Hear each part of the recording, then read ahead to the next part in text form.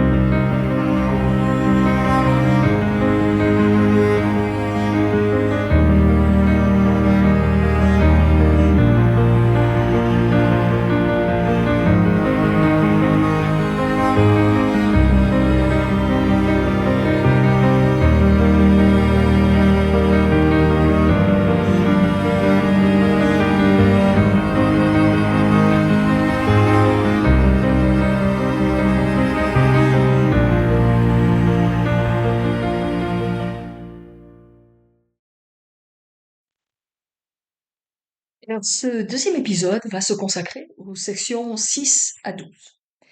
Et ces dernières semaines, alors que je lisais ces sections, je réfléchissais un petit peu, j'étais particulièrement touchée dans la section 11 par le verset 8. Alors la section 11, c'est une bénédiction qui a été donnée à Héroum par le Seigneur à travers de son frère Joseph.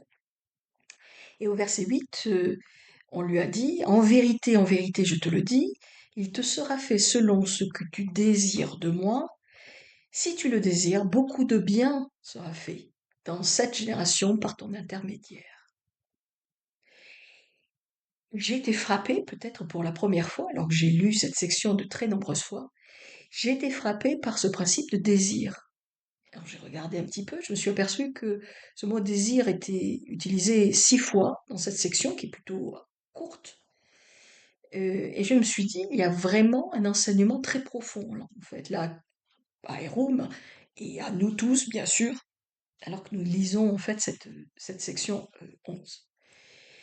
Je commençais un petit peu à réfléchir, je suis allée rechercher ce on nous enseigne, en fait, sur le principe de désir juste, à travers tous les livres canoniques.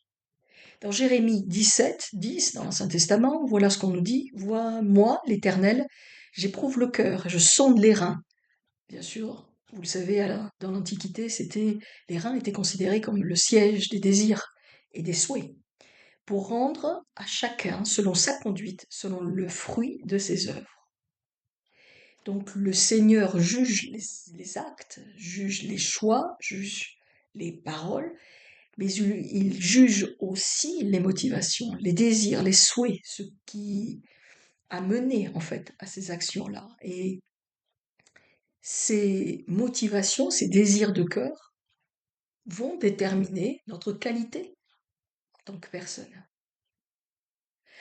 Dans Alma 29.4, livre de Mormon, voilà ce qu'on peut lire. Je ne devrais pas perturber dans mon désir le ferme décret d'un Dieu juste, car je sais qu'il accorde aux hommes selon leurs désirs, que ce soit pour la mort ou pour la vie.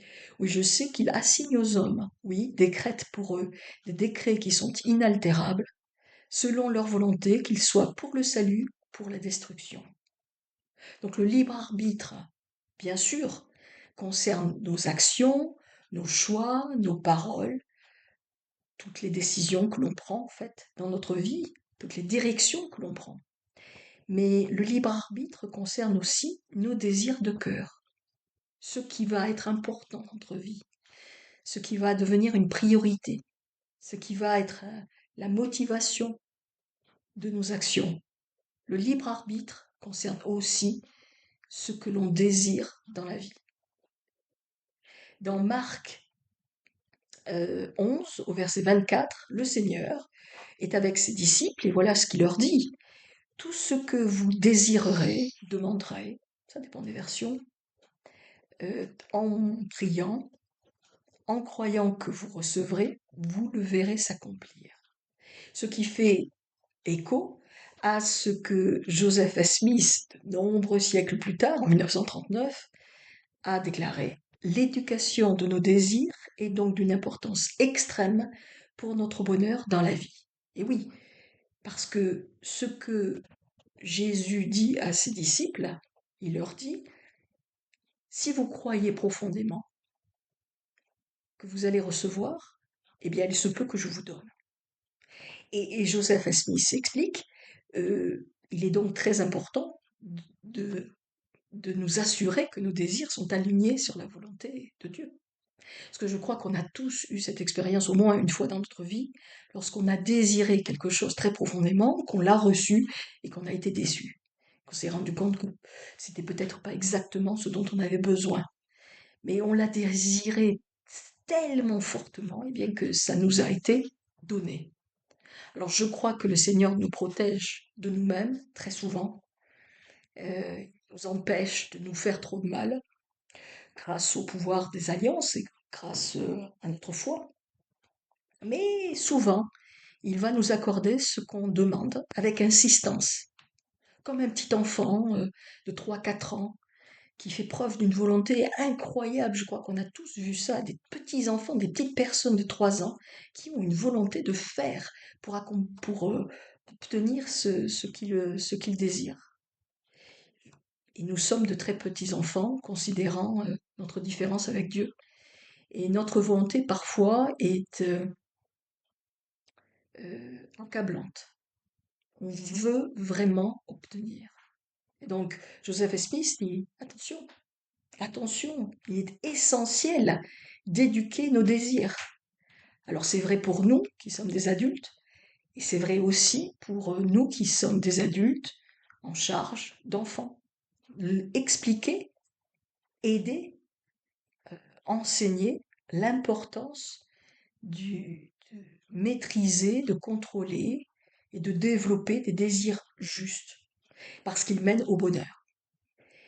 Et je me suis rendu compte, en fait, ces derniers jours, j'ai vécu quelques expériences un petit peu délicates, en fait, on va dire.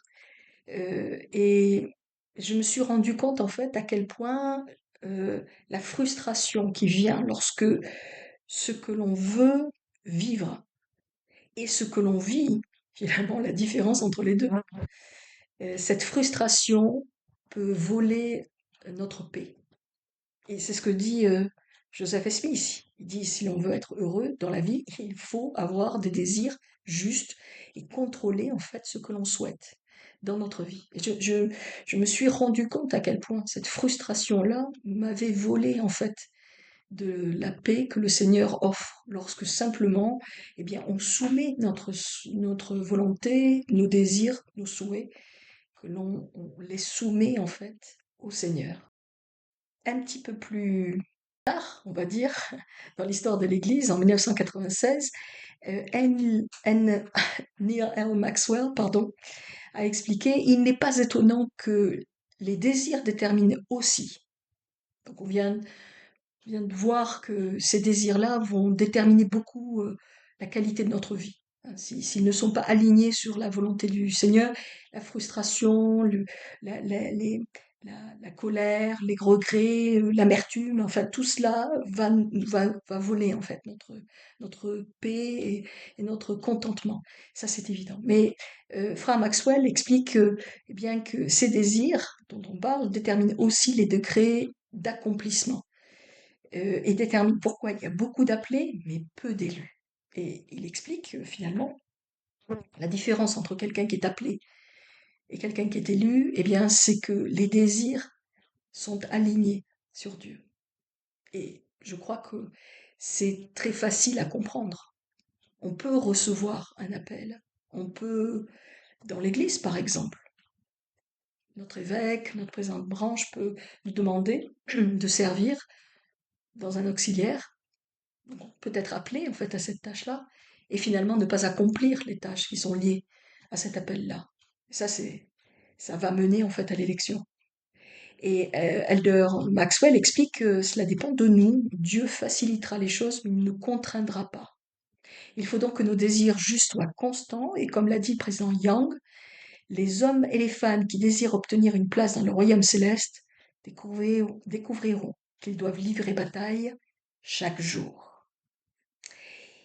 Et donc ce principe finalement de désir juste va impacter non seulement notre qualité de vie, notre contentement, la paix que l'on ressent, la capacité que l'on a d'aligner toujours nos désirs sur ce qui est juste et donc la volonté de Dieu, mais va bien sûr euh, influencer très fortement ce qui va se passer après le jugement.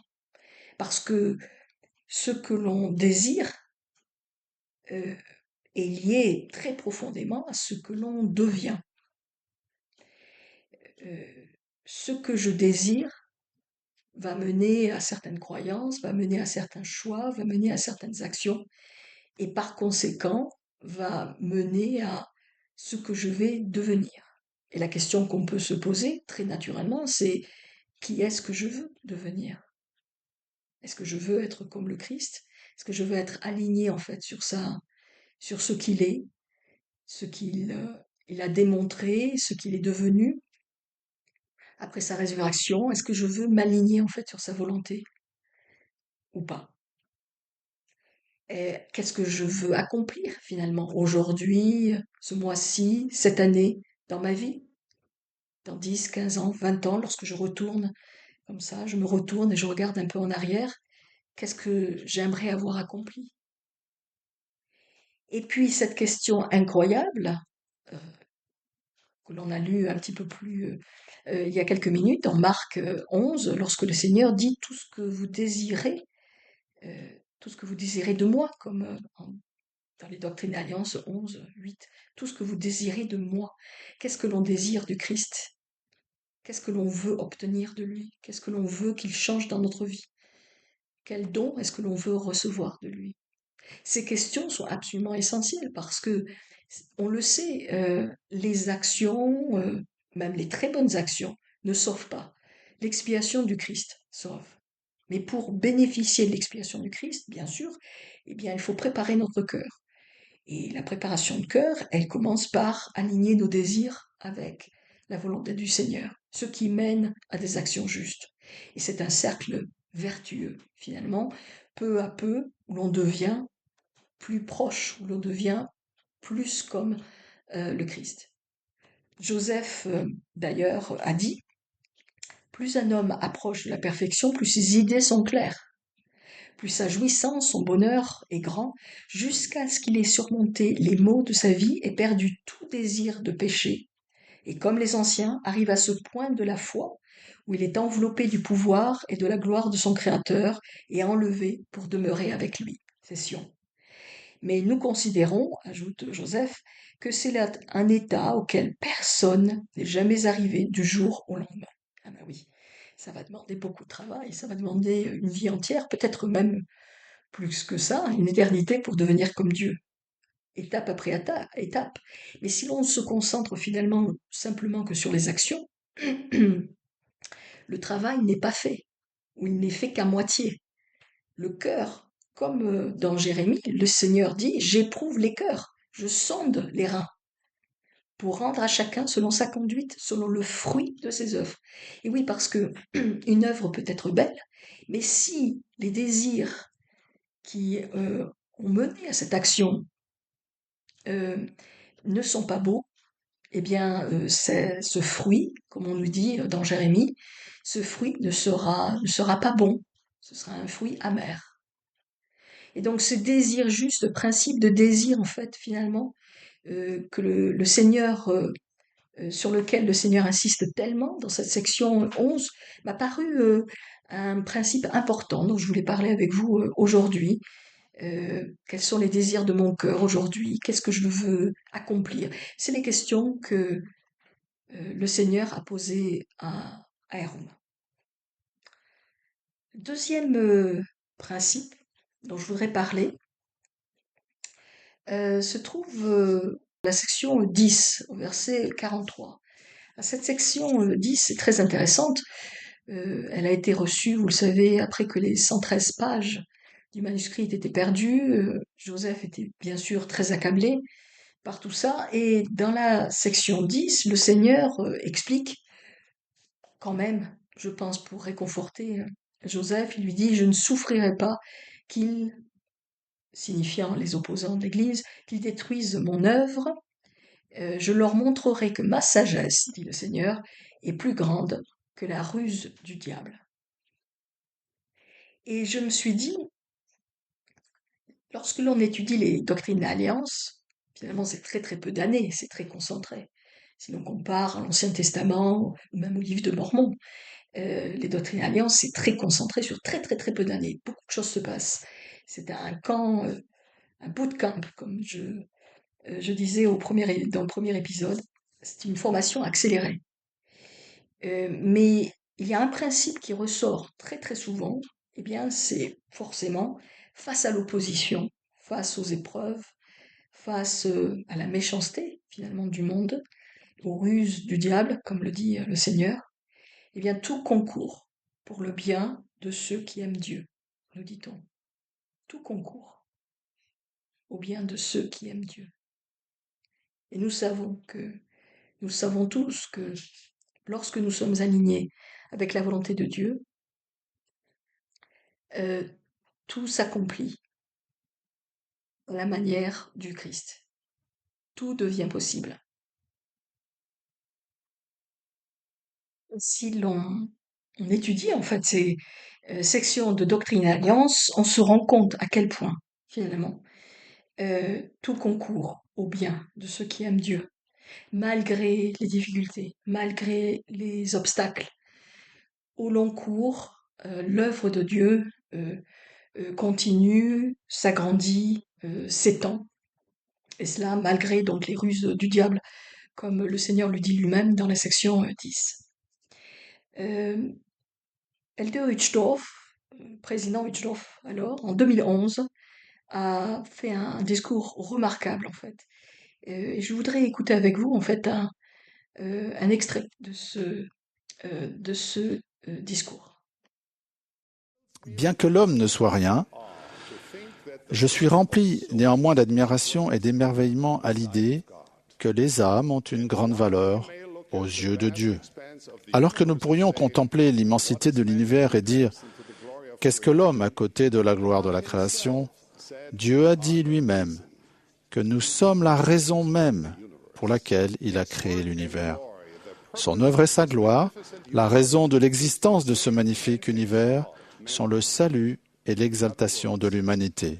En d'autres termes, l'étendue infinie de l'éternité, les gloires et les mystères de l'espace et du temps, sans fin, ont tous été créés pour le profit de simples mortels comme vous et moi. Notre Père céleste a créé l'univers pour que nous puissions atteindre le potentiel de fils et filles de Dieu qui est le nôtre. Tel est le paradoxe de l'homme. Comparé à Dieu, l'homme n'est rien. Cependant, nous sommes tout pour Dieu. Bien qu'en comparaison de la création infinie, nous ne soyons rien, une étincelle de feu éternel brûle en notre sein. La promesse incompréhensible de l'exaltation, de monde sans fin, est mise à notre portée. Le plus grand désir de Dieu est de nous aider à l'atteindre. La plus grande œuvre, comme on nous explique dans les Écritures, la plus grande œuvre de Dieu, ce à quoi il consacre toute son énergie finalement, eh bien c'est de nous sauver, de nous exalter. C'est le plus grand désir de Dieu que de nous aider à atteindre en fait cette exaltation, ces mondes sans fin, comme nous dit président Uzdorf. Et ce principe en fait incroyable que malgré l'opposition, Dieu veut nous aider à atteindre notre potentiel. Et je me souviens d'avoir lu il y a quelques années déjà en fait dans les écrits de Joseph Smith, lorsqu'il parle en fait de la nature de Dieu, et il explique en fait que Dieu ne peut pas ne pas nous aider, parce que c'est dans sa nature. Il est dans sa nature divinisée, c'est un être qui n'a qu'un seul but, c'est notre salut. Et donc tout ce qui nous arrive, tout ce qu'il met sur notre route, toutes les leçons qu'il nous enseigne, tous les dons qu'il nous accorde, mais aussi toutes les réprimandes et toutes les difficultés, tout cela, en fait, n'a qu'un seul but, c'est de nous amener, en fait, à l'exaltation, parce que c'est dans sa nature profonde. Il ne peut pas ne pas nous aider. Et c'est un principe extraordinaire, et je trouve que lorsque l'on étudie, en fait, les doctrines et alliances, euh, bien d'avoir cette perspective que tout ce qui arrive, c'est pour le bien de l'humanité, et c'est aussi pour le bien de chaque individu qui fait partie de cette histoire. Il y a une double perspective comme ça. Euh, et je trouve ça passionnant en fait. Dans une autre vie, j'étais historienne, et c'est vrai que c'est cette étude en fait des cycles. Je trouve ça passionnant, et de dézoomer comme ça un petit peu sur ce qui se passe, et de vraiment comprendre les raisons de certains événements, je trouve ça passionnant. Et les doctrines et alliances, particulièrement dans ces sections 6 à 12, je trouve qu'il y a ce principe très très profond que tout ce qui apparemment est là pour euh, détruire, ralentir, endommager finalement l'œuvre de Dieu, eh bien, euh, tout est résolu à la manière du Christ. Et c'est une leçon extraordinaire lorsque l'on passe nous-mêmes par des moments un peu difficiles, de dézoomer un tout petit peu et de se dire, ben, au long cours finalement, qu'est-ce que j'apprends de tout cela, et qu'est-ce que cela me permet de développer en tant que don? Qu'est-ce que le Seigneur veut que j'apprenne? Qui est-ce que je veux? Qui est-ce qui je veux devenir finalement en passant à travers ces obstacles et ces épreuves? Il y a quelque chose d'extraordinaire de se dire que Dieu veut que nous atteignions notre potentiel. Et là, évidemment, la question qui se pose, c'est, eh bien, quel est mon potentiel? Parce que l'Écriture dit que tout concourt au bien de ceux qui aiment Dieu. Eh bien, finalement, est-ce que j'aime Dieu, et quel est mon potentiel en tant que fille de notre Père céleste?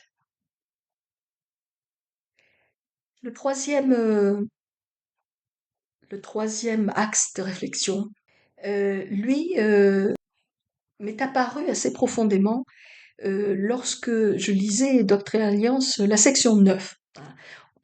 Travailler un peu à rebours. La section 9 au verset 24, dans cette section qui s'adresse en fait à Oliver Cowdery.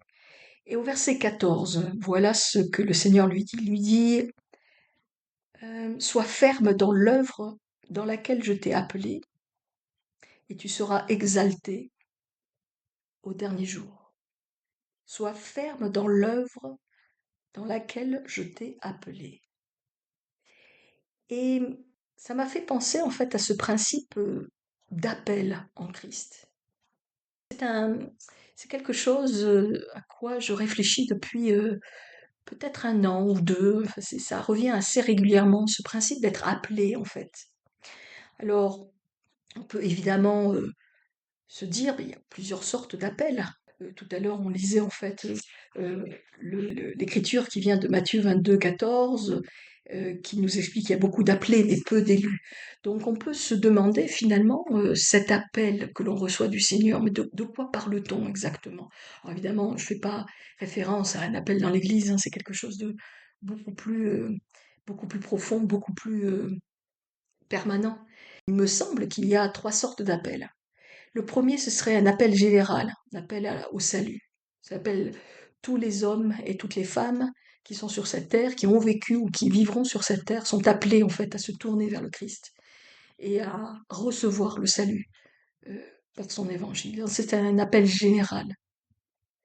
Le deuxième appel, un peu particulier, ce serait un appel qui s'adresse uniquement en fait aux chrétiens, aux disciples du Christ, c'est-à-dire vous et moi, et beaucoup d'autres sur Terre.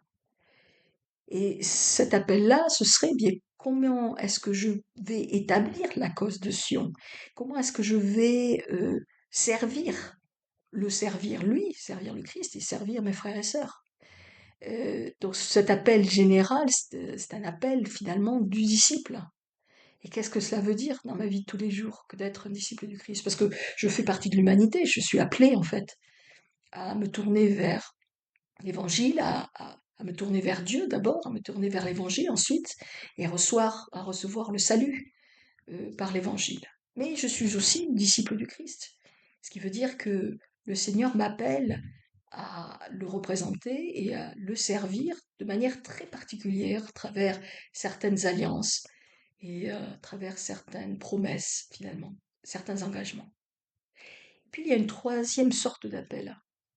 Et cet appel-là, c'est un appel, il me semble, très particulier, qui est envoyé à chaque individu, chaque disciple, faire une différence en fait dans le monde dans lequel on vit, mais de manière unique.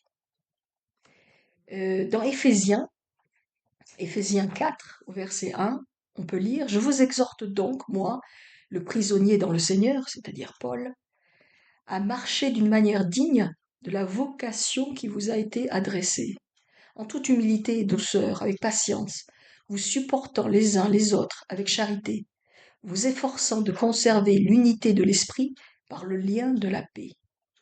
Cette vocation qui vous a été adressée, cette vocation, cet appel, de toute façon ça a la même origine. Et cette vocation-là d'être disciple du Christ, mais de manière très unique finalement.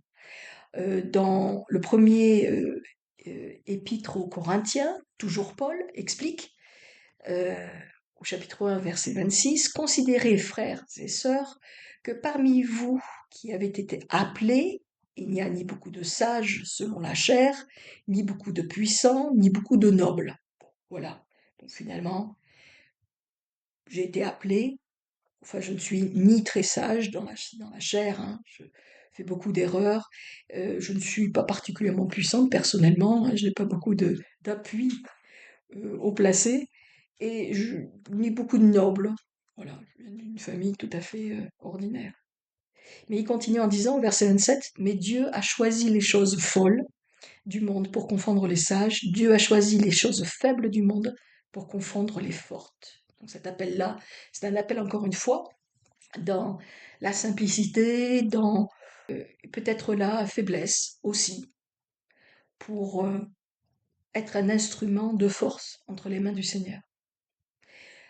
Dans Romains, encore une fois, Paul a beaucoup parlé de vocation. Romains 12, 4, voilà ce qu'il nous dit. Car nous avons été nombreux, membres dans un seul corps, et tous les membres n'ont pas la même fonction. Ainsi, nous qui sommes nombreux, nous formons un seul corps en Christ, et nous sommes tous membres les uns des autres. Puisque nous avons des dons différents, selon la grâce qui nous a été accordée, que celui qui a le don de prophétie l'exerce en accord avec la foi. Donc, chacun de nous a reçu des forces, des talents, des dons, a vécu des choses particulières, uniques. Et cet appel que l'on reçoit très profondément, eh bien, c'est de mettre ces choses-là, ce qui fait de nous un être unique, de mettre ces choses-là au service de Dieu. Cet appel, cette vocation dont parle Paul, finalement, il nous est envoyé à chacun. Et je trouve ça extrêmement profond. Et c'est dommage que l'on n'en parle pas aussi souvent, finalement, dans l'Église. On nous rappelle à quel point nous sommes du peuple de Dieu. On nous rappelle l'importance des alliances que l'on contracte, que ce soit lors du baptême ou pendant les œuvres au temple ou tous les choix que l'on fait, en fait, pour manifester notre obéissance en fait à Dieu. Mais on ne parle pas assez de cette vocation unique, individuelle. que chacun de nous reçoit de la part du Seigneur va nous utiliser, nous, individuellement, pour accomplir du bien dans le monde. Alors qu'est-ce que ça peut être? Eh bien, ça peut être peut-être capacité à travailler avec des enfants et à vraiment représenter le Christ profondément auprès de petits-enfants.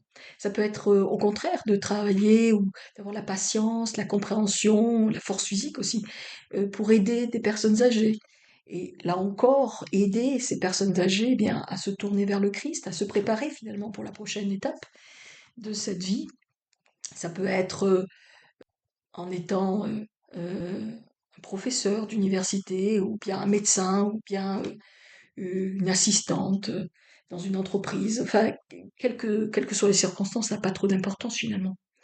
Mais le Seigneur nous appelle individuellement à utiliser ses dons et à les mettre à son service pour faire une différence.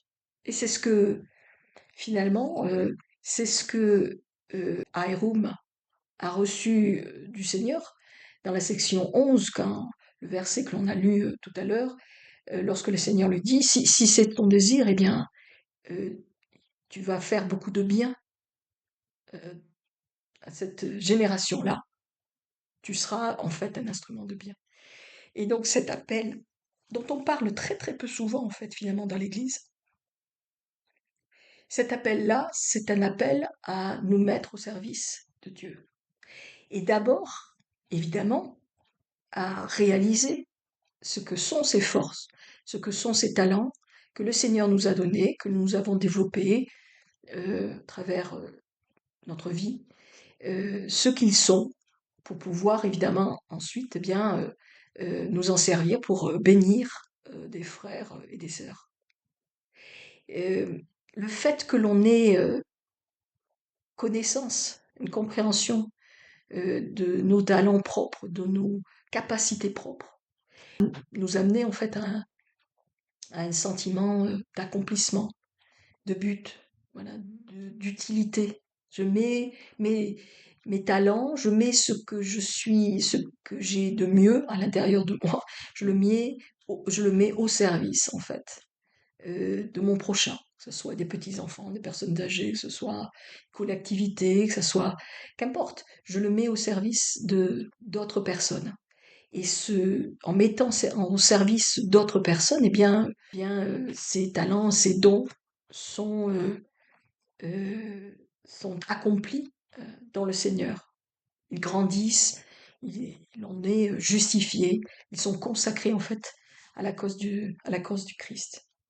Alors forcément, l'une des questions qu'on pourrait se poser, c'est une fois que j'ai mis tous ces dons, tous ces talents, toute cette expérience au service des autres, au service de mon prochain, est-ce que je me contente de ce que j'ai? Ou est-ce que je désire plus? Et on en revient en fait au principe du désir dont on a parlé tout à l'heure. Je vous laisse sur cette question, à la fin de ce troisième axe de réflexion. Est-ce que le contentement c'est assez? Est-ce que la paix c'est assez?